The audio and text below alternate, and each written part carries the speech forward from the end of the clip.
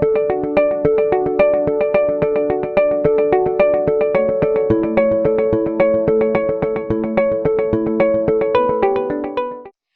everybody, it is Melissa Feistam. We are here with a brand new style for Rebel Nation. We are talking to Lisa Pezik today, and she is going to go over her top 3 myths about sabotaging your online business. Now, Lisa and I have worked together before, and we had a blast on another training on video content, which was really fun. She had a lot of great tips. So I'm excited to hear from you today and what you've got going on. So let everybody know exactly how fabulous you are, because it's a long list. Oh, you're so awesome. And thank you so much. I love that I'm like the first guest here and that we're doing this, because that is basically how I've done everything in not only my business, but in my life. It's like jump first, ask questions later. You figure it out by going and doing. Yes. And I am a nurse by degree, so did not start in the online business space. Became an ICU nurse right out of college. Didn't want to wait and work my way up in the ranks. Wanted to just jump and go. And that taught me a lot about what matters in life and what we really should be focusing on, and that our time on this earth is limited. We have a lot of time to do what we want to do, but we better take action and do it now. So when I met my husband, he was always entrepreneurial and in the digital marketing space and the content marketing space and lead generation space. And I was like, I don't know what any of those spaces are, but I really like connecting with people. I love loving on people. I love taking care of people. And watching him be an entrepreneur inspired me to open my first business in health and fitness and get along that front side of health and prevent a lot of these disease processes and choices that people were making. I wanted to get on the front side of it. And after I grew a very successful online health and fitness funnel, with courses and memberships and all of that, I was like, ooh, this is my secret sauce. It's more than just helping people with their habits. It's bringing out the goods in people and being able to get that out to the world. So who are you? What is your message? How do you want to share your message? Let's get that into something tangible, like a course or a membership. And my husband loves to do the work when it's already done and it's created. I love to do the creating part and the love it on people part. So that's pretty much how our business was born, that we work side by side. So we have a little guy who just turned 6. That's awesome. Yeah, he's crazy and he's awesome. And I always say, we parent together, we play together, we work together. We're like attached at the hip, and we build a lot of things together. So being able to get out and be on podcasts and have my own podcast has gotten me to being a #1 international bestselling author, which is amazing. International speaker, speaking on stages all around the world, and being a Thrive global author in their community. And I'll tell you that I had no idea what I was doing when I did any of that. Like, everyone thinks, oh my God, like, you're a best-selling author and you're a speaker and you're a trainer and you're a coach and you must have it all figured out. And no, it's exactly like what you're doing here, Melissa. I was just like, I want to do that, and I'm going to figure it out along the way. I set the intention that I want this, and then put the plan in place. So I think that's kind of, I don't have that on as one of my myths, but I think maybe that's a good place to start, is that the myth is that we put people on pedestals and we think, oh, they are over here figuring it out, doing all these amazing things, launching these things. They have a 27-step plan, and I know nothing, so I don't even know where to begin. I shouldn't start. Who am I to want that? Or who am I, to go and do that? I think that is a really, really good point to start out with, especially today, because this is our first big interview for Rebel Nation. Ooh. So I think, people look at me and they say, oh, Melissa knows how to do everything. She's got it easy and she's just got it all lined up over there and her ducks in a row. But all of my friends know better. Yeah. And they know that I don't know what the hell I'm doing at any given point in time. I'm the most scatterbrained person. And you can vouch for me. I was like, I think I'm going to start a podcast. I don't know how I'm going to do that, but I'm going to go ahead and do that. You want to be my first interview? And you're like, sure, let's do it. So at that point, I literally had about a week, I think, in between the point where I was like, okay, I've got to figure out how to do a podcast because I've never actually done a video file. I had to go figure out a platform. Like I literally had no idea what I was doing. I had to figure it all out in a week, and I had 20 podcasts up in a week. I had my own platform. I was on Spotify. I figured out everything that we had to do in a matter of a week. And I literally started from ground zero. I had no idea what we were doing. So I think that's an incredible point that you don't have to know what you're doing. Get started, but you do have to have the motivation and the passion, and you have to have the action in order to get something done. Everything. The action is the intention, and the action is everything. And you'd be surprised that, you know, when you declare it, like you're like, I'm doing a podcast and I'm doing it on this date. When you declare it, when you actually say it, like I'm doing this, people will come out of the woodworks to help you. You will just be, again, the universe rewards action. And when you set that intention and you take that action and you declare it, that's why I say don't put other people on that pedestal to be like, oh, well, I can't admit that I don't know like what the hell I'm doing. No, it's the opposite. Guys, I really want to do a podcast. Can anybody help me? I really need help with X, Y, and Z. Can somebody point me in the right direction? Can someone give me a resource? Can someone connect me to someone? We want to help people. It's in our nature, unless you're a crabby, nasty person, which I don't think you are, but it's usually in our nature to, well, some people are really, but stay away from those people. Don't tell those, you know, again, it's declare it, but also be selective in who you declare it to, right? Like if you've got negative Nellies in your life that poo-poo everything you put out, you're probably not going to go to them and be like, oh my God, I'm so excited about this podcast. But your people that champion you, your people that you can go to, your trusted advisors, your trusted friends, your peers, your groups, that's why communities and getting in communities on Facebook and building communities is so important, because it's like, hey, I need help. Can somebody point me in the right direction? And people will when they know what you want to accomplish.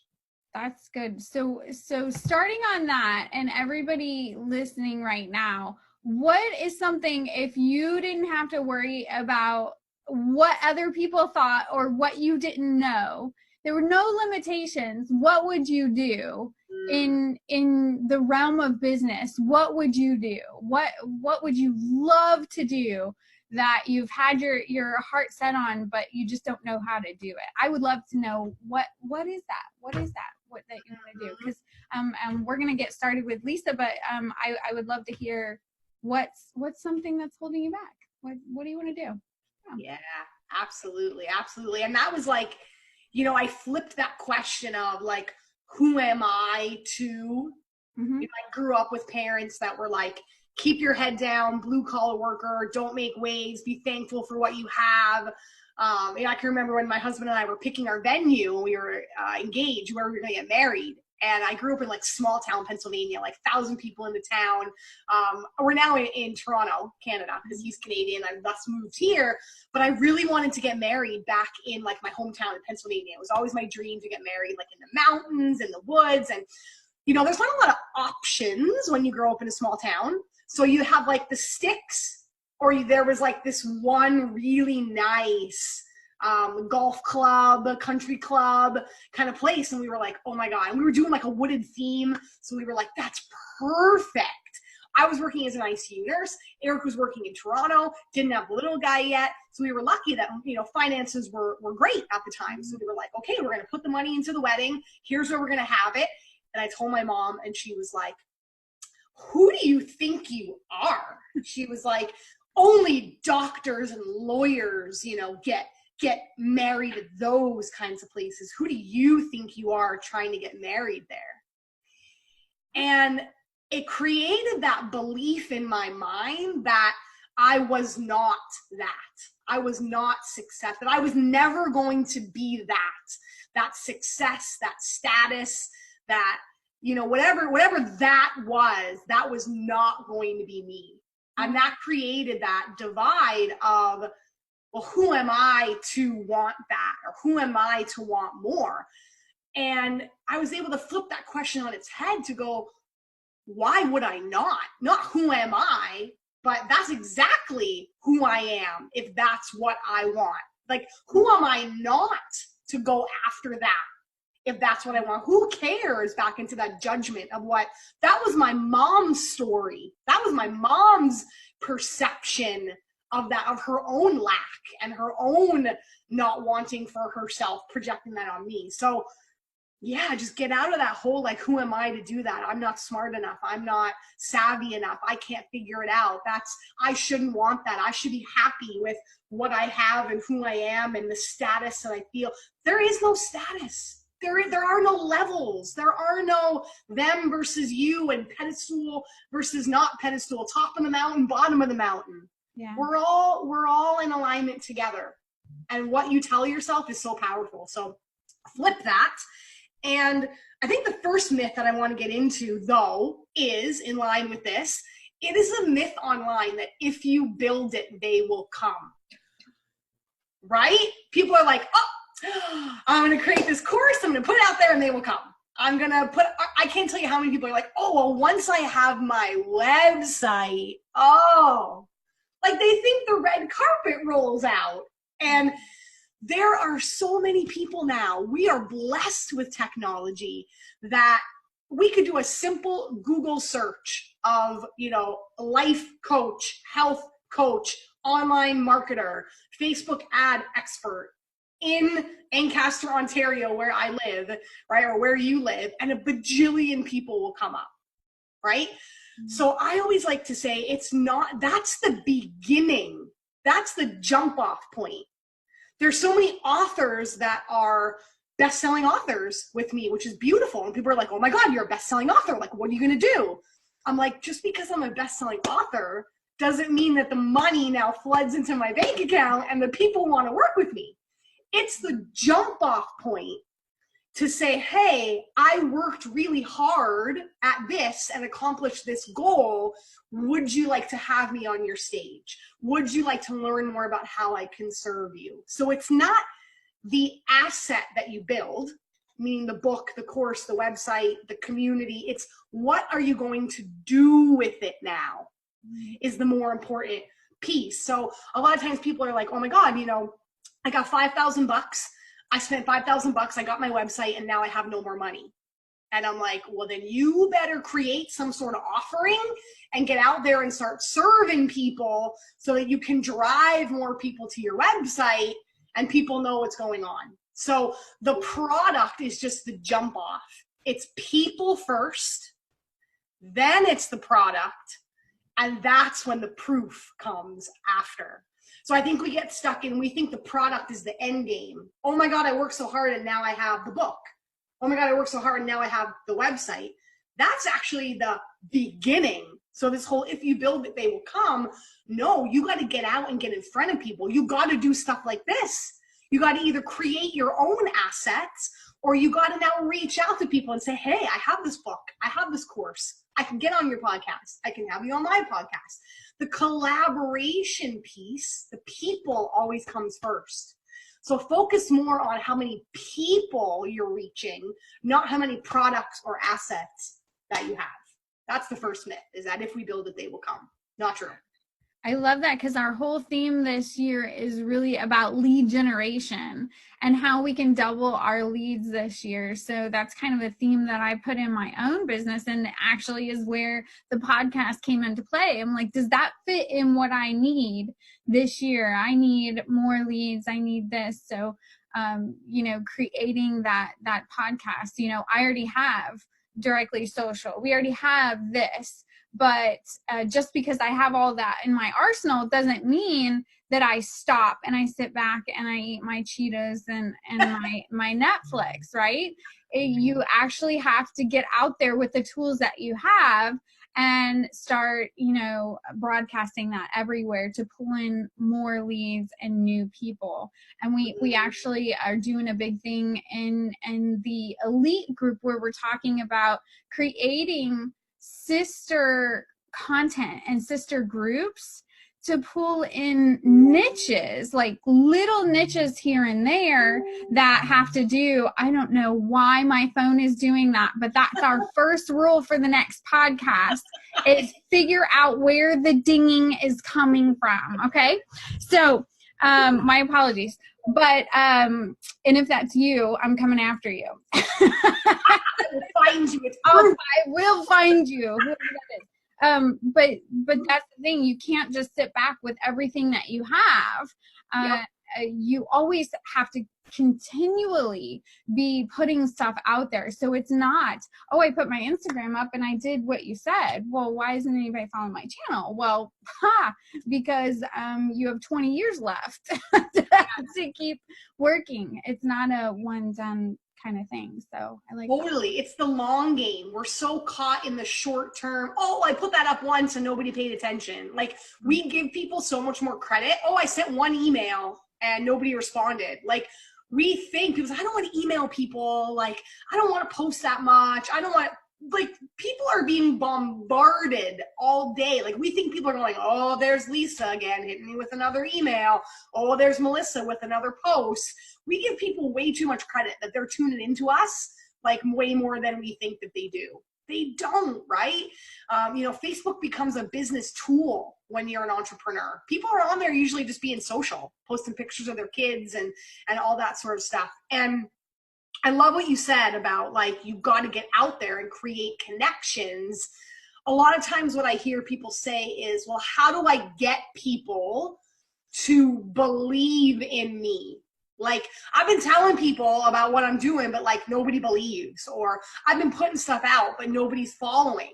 And I say, if that's happening, it's because you don't quite believe it yet. Like, they're mirroring. It's unspoken, but they're mirroring what you're putting out. They feel it, they see it. So, people will say, I'm in this network marketing business and, my husband thinks it's crap.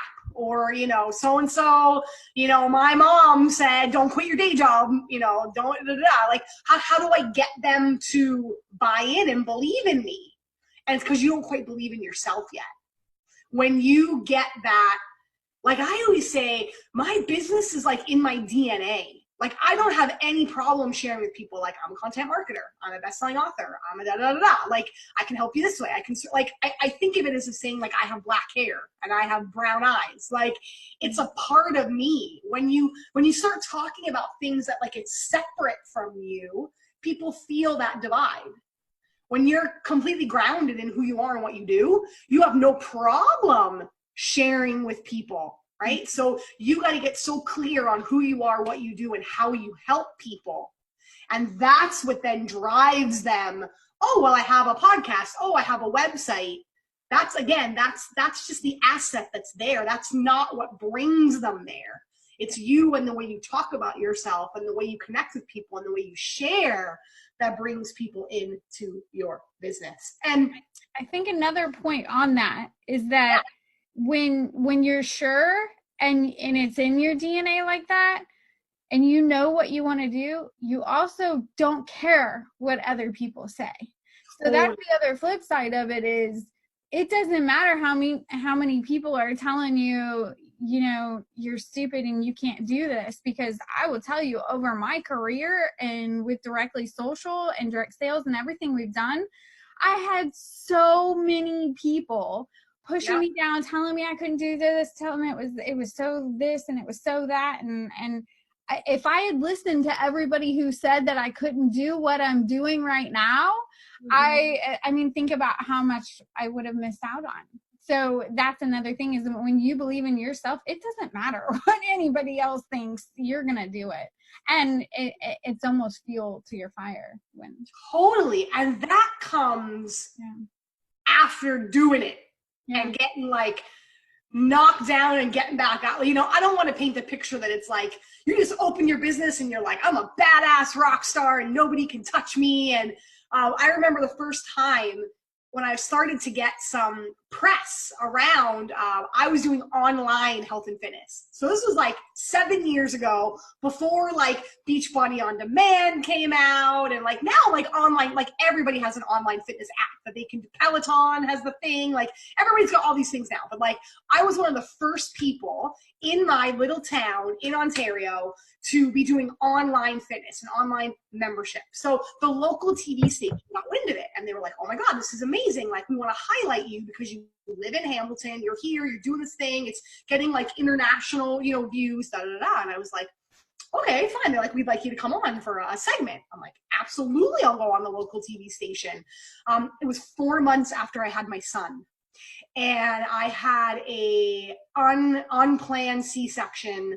Like, just, you know, I wanted the home birth with no medical intervention.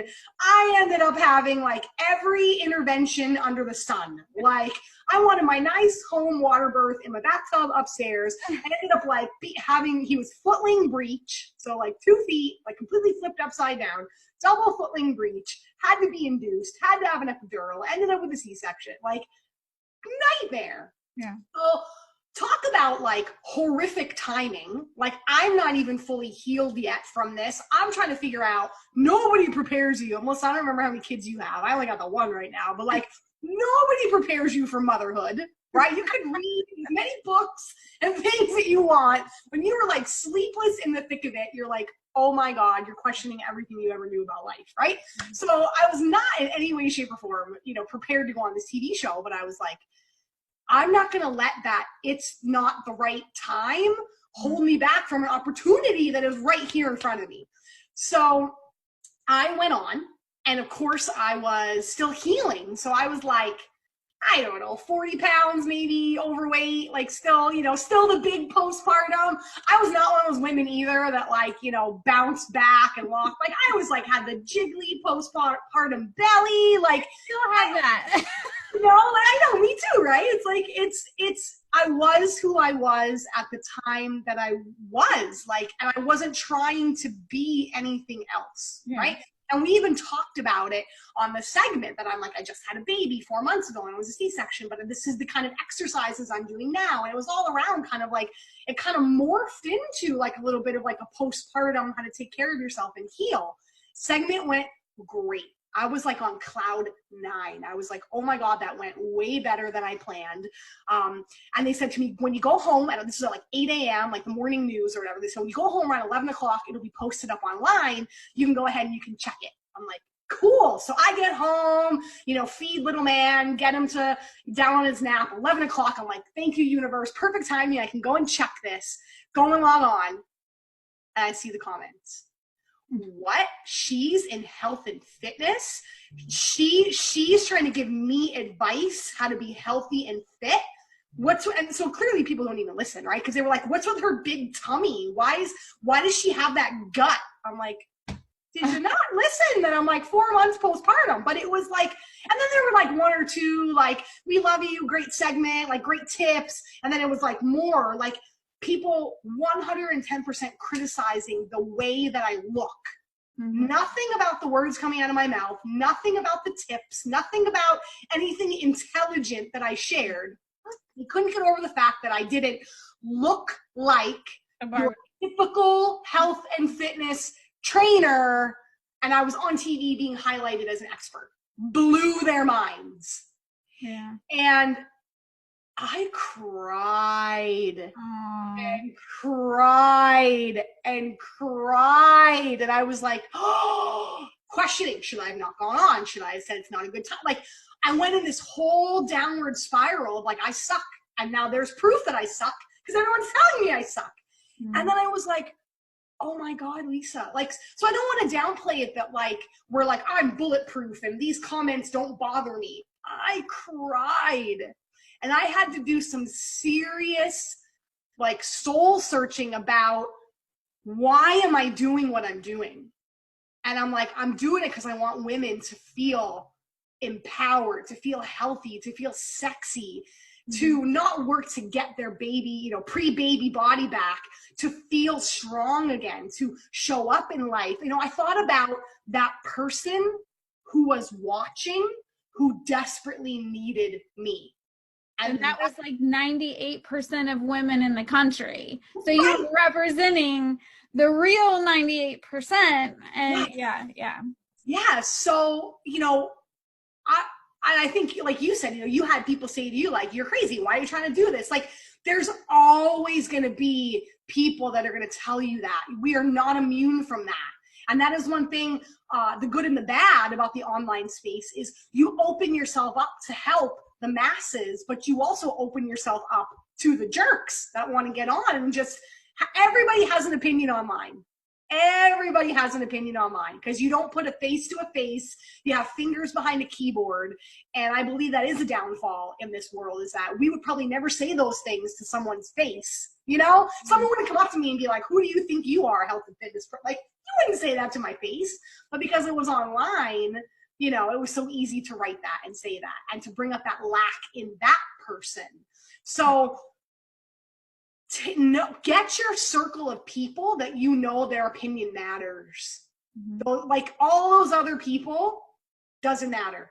I'm like, if my husband comes to me and goes, you know what, babe, that was da da da da, I might go, okay, I got to relook at that. Maybe the way I said that or the way I did it. Your opinion to me matters. My mentor, Bo Eason, his opinion to me matters. My close girlfriends that I confide in, their opinion to me matters. People that don't know me, don't know what I'm trying to create, don't know my story, don't know what I'm all about, their opinion, I don't need your opinion from the peanut gallery.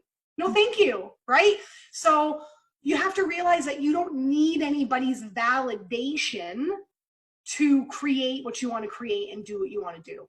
And you don't ever try to be somebody you're not. Honor yourself along the journey. And then afterwards, a lot of the things came in.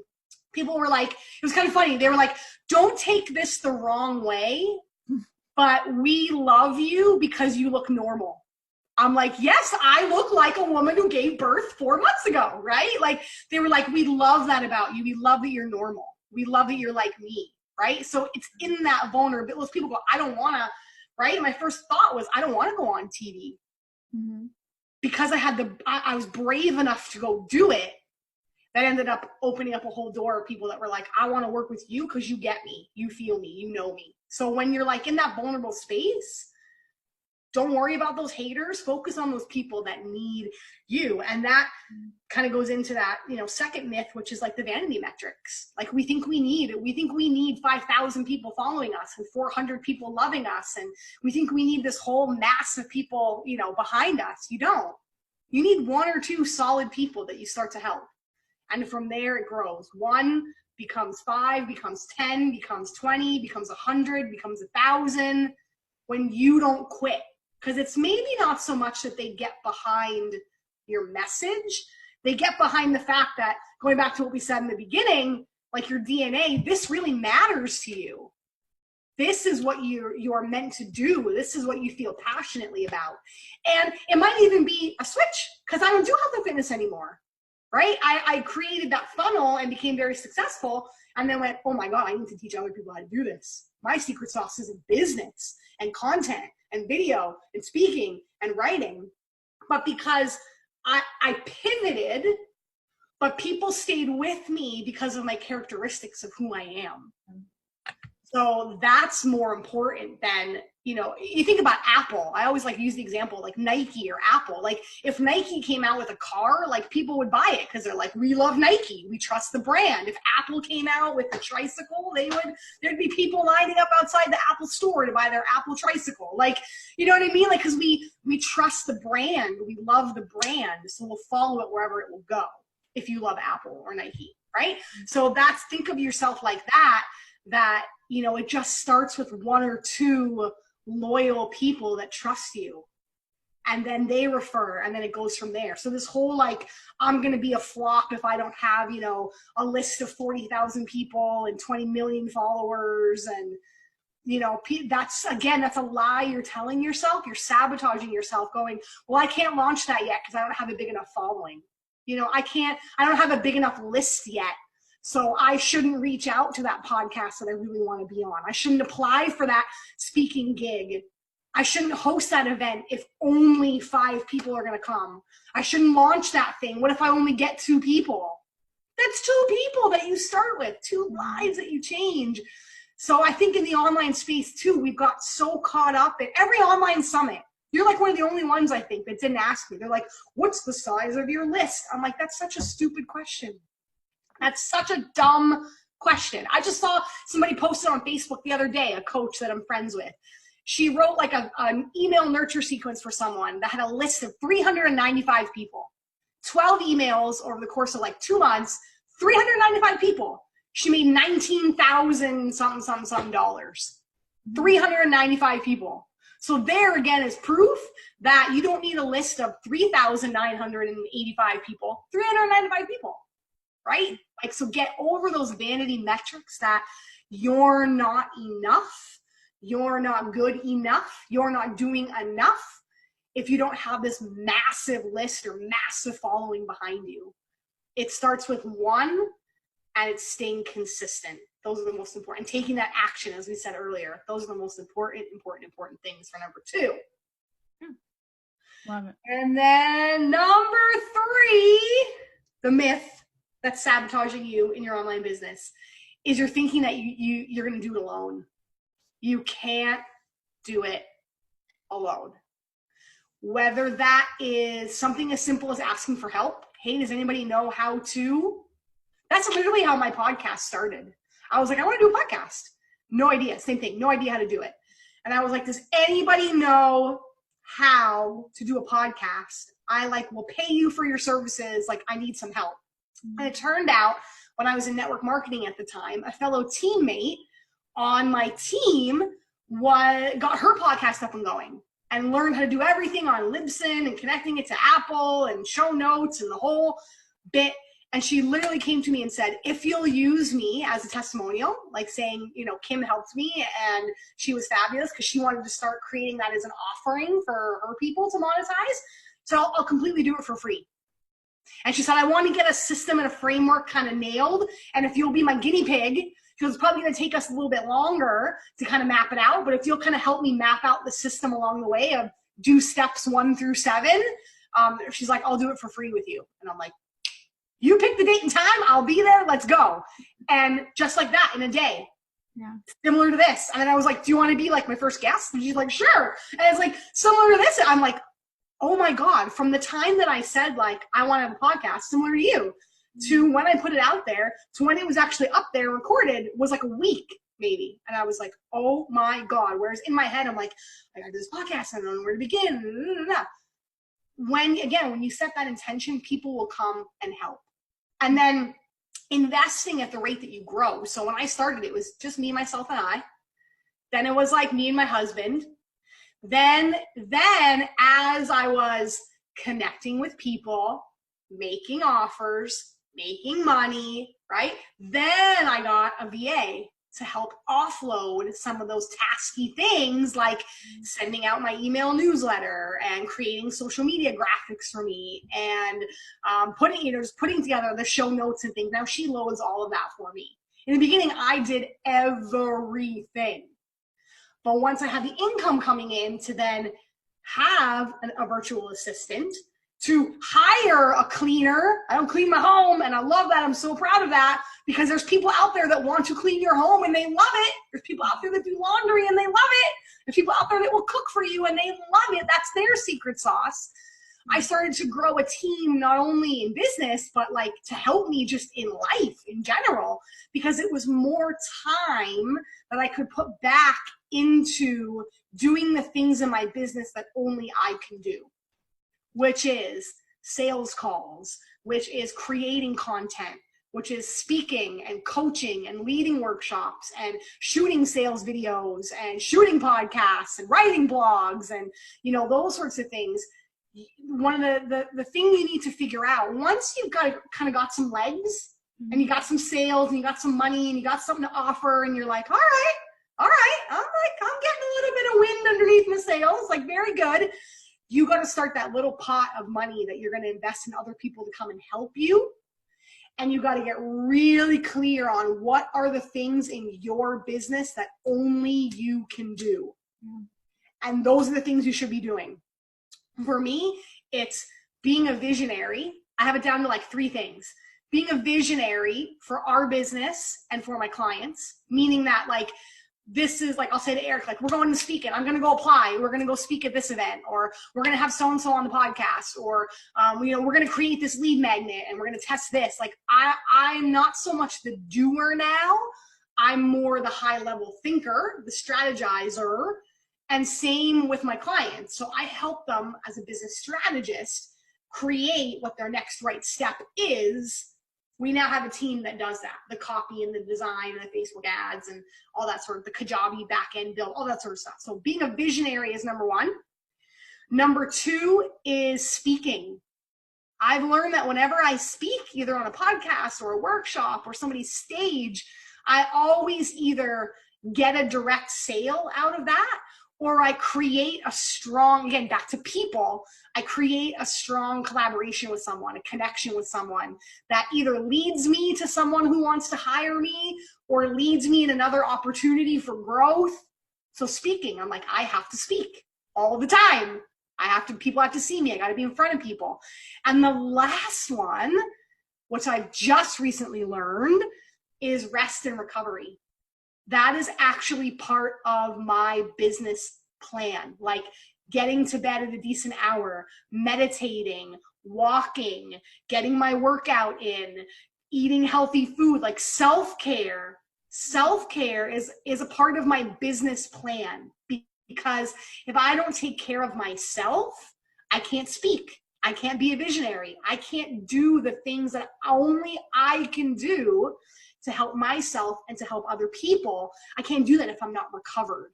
And I learned that the really hard way, obviously, of being like burnt out and tired and exhausted and pushing and forcing. So when I pay the house cleaner that comes for 4 hours to clean our house, I feel so good about that, because I'm like, oh my God, that's 4 hours that I can create content. That's 4 hours I can rest and recover. That's 4 hours that I can take a nap if I need to. That's an hour I can go walk around the block and get fresh air. So the team, you can't do it alone.